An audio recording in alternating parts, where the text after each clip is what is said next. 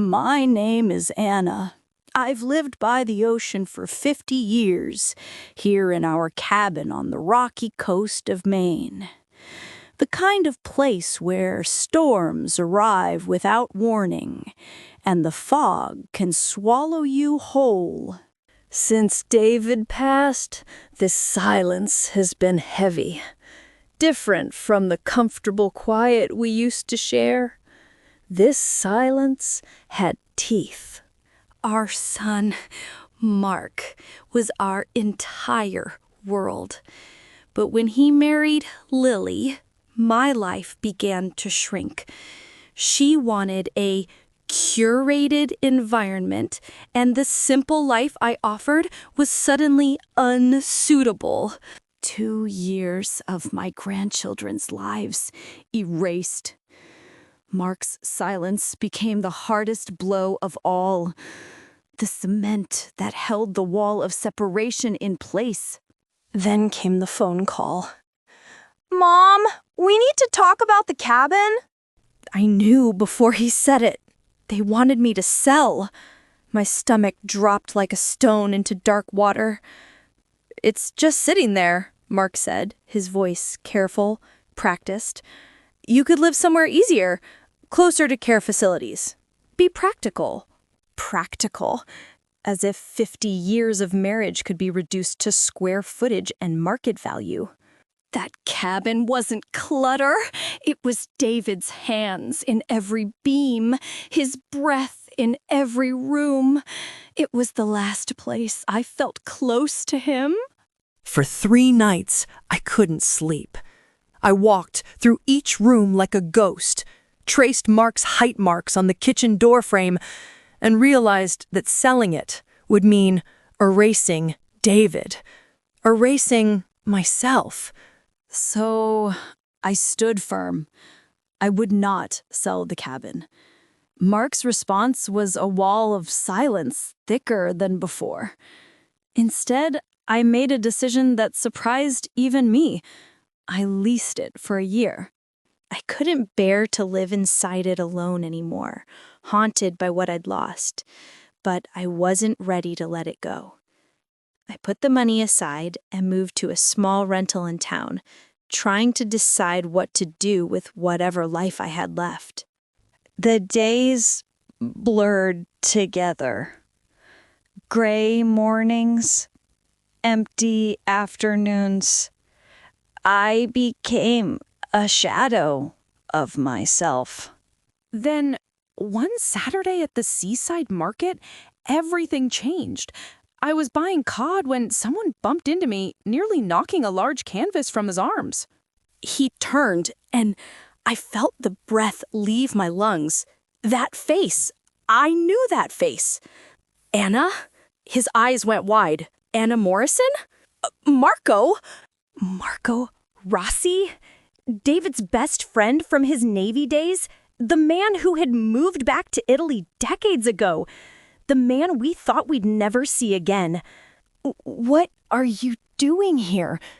I stammered. His smile faded when he really looked at me. What happened to you? We sat at a corner cafe, and the years fell away. When I reached the part about being shut out of my son's life, my voice finally broke. Marco listened with those dark, knowing eyes. He told me he was only in Maine briefly, settling his late sister's estate, before returning to his pottery studio in Florence. Then he leaned forward, his voice quiet but urgent. Anna, you're drowning here. I can see it. He paused. Come back with me to Florence, even for a few months. You need to remember who you were before all this. I should have said no. It was insane. But something in his eyes, not pity, but recognition, made me whisper, yes. 2 weeks later, I was on a plane. Arriving in Florence was terrifying. The noise, the chaos, the beautiful violence of so much life happening at once. But Marco shielded me from it. became the fierce, protective son I needed. He walked me through ancient streets and ruins, explaining how stone holds the memory of people who lived and loved fiercely. "See these walls?" he said one afternoon, hand pressed against weathered brick. 500 years old, cracks everywhere, but still standing, still beautiful. In the small apartment above his studio, I started writing detailed journals for my grandchildren, the history Lily was trying to erase. I wrote about David, about the sea, about our imperfect, messy love. Page after page, I excavated myself. Marco helped me see that I had been punishing myself, as if it were my failure that the family broke. One evening, over wine and olives, he said, "Your love is not a failure, Anna, but you must forgive the person who needs it most." The word hung in the air like smoke.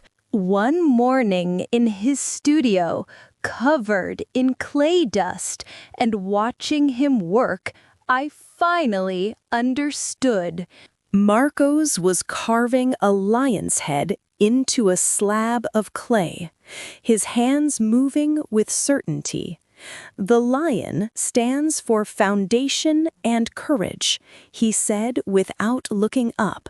"You came here to find your future, Anna, but your courage is in your foundation, your home.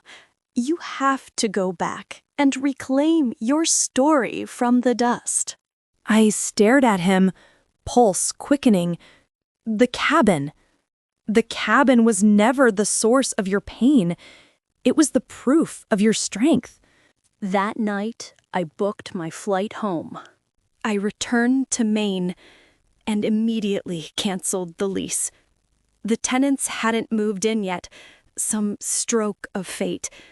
I moved back into the cabin with a single suitcase and a heart that felt, for the first time in years, like it might survive.